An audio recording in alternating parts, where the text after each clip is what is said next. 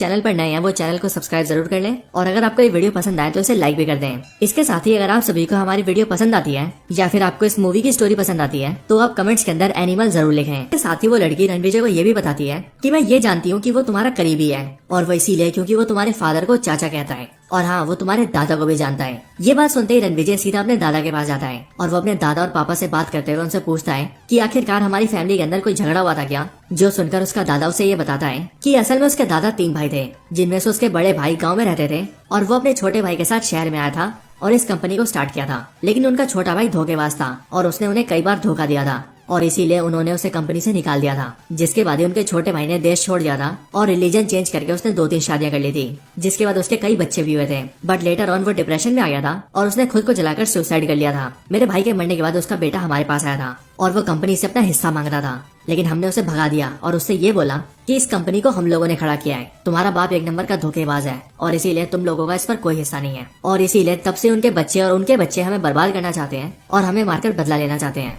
इन सारी बातों को समझने और जानने के बाद रणविजय फैसला करता है कि वो अपने दुश्मन को खत्म कर देगा और इसीलिए वो अपनी टीम लेकर उसके बारे में इंक्वायरी करता है, जिस पर उसे पता लगता है कि वो स्कॉटलैंड में रहता है और इसीलिए रणविजय अपनी पूरी टीम के साथ स्कॉटलैंड जाता है और उसके घर पर अटैक कर देता है। अटैक के अंदर वो उसके सारे आदमियों को मार देता है, लेकिन यहीं पर ही हमें ये पता लगता है कि असल में जो रणविजय का दुश्मन है वो और कोई नहीं बल्कि बॉबी देओल है। यहीं पर बॉबी देओल बचकर घर से निकल जाता है और वो सीधा एयरपोर्ट चला जाता है ताकि वो देश छोड़कर भाग सके और रणविजय से बच सके।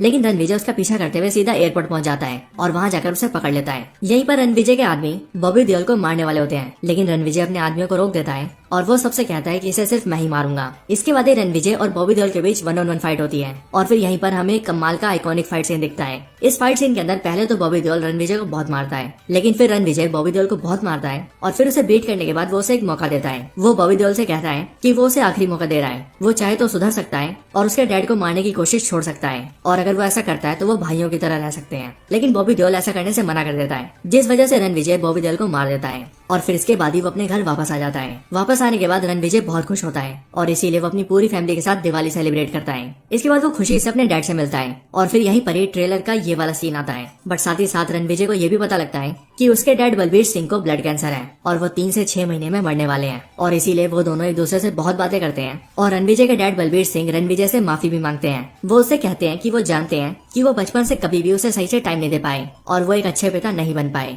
लेकिन अब वो सब एक फैमिली की तरह रहना चाहते हैं। और फिर इसके बाद ही रणविजय और उसके डैड एक बार फिर से रीयूनाइट हो जाते हैं और इनकी पूरी फैमिली हैप्पी रहने लगती है। लेकिन यहीं पर जहाँ हमें लगता है कि मूवी एंड होने वाली है, वहीं पर एंडिंग में एक कमाल का सीन आता है, जिस सीन के अंदर हम बॉबी देओल के उसी भाई को देखते हैं जिसकी सर्जरी करके उसे रणविजय जैसा बनाया गया था। यहाँ पर हम ये देखते हैं कि रणविजय का वो भाई एक प्रोफेशनल किलर है और यहाँ पर उसने रणविजय के 2 आदमियों को पकड़ा होता है और वो यहाँ पर कहता है कि उसने मेरे दोनों भाइयों को मारा है और इसीलिए अब मैं उसके पूरे परिवार को मारूंगा और उससे अपने भाइयों की मौत का बदला लूंगा। और फिर ये बोलकर वो रणविजय के उन दोनों आदमियों को मार देता है, वो भी बहुत ही बुरी तरह से। और फिर यहीं पर हमें एनिमल पार्ट 2 का हिंट दिया जाता है, जहाँ से हमें ये पता लगता है कि नेक्स्ट मूवी के अंदर बॉबी देओल का भाई रणविजय से फाइट करेगा और क्योंकि वो भी रणविजय जैसा दिखता है इसीलिए उस मूवी के अंदर रणविजय वर्सेस रणविजय होगा। और फिर इसके साथ ही ये मूवी यहीं पर एंड हो जाती है। तो दोस्तों यही थी वीडियो एनिमल मूवी की स्टोरी के ऊपर। आप सभी को वीडियो कैसी लगी और मूवी की स्टोरी कैसी लगी मुझे कमेंट्स में जरूर बताएं।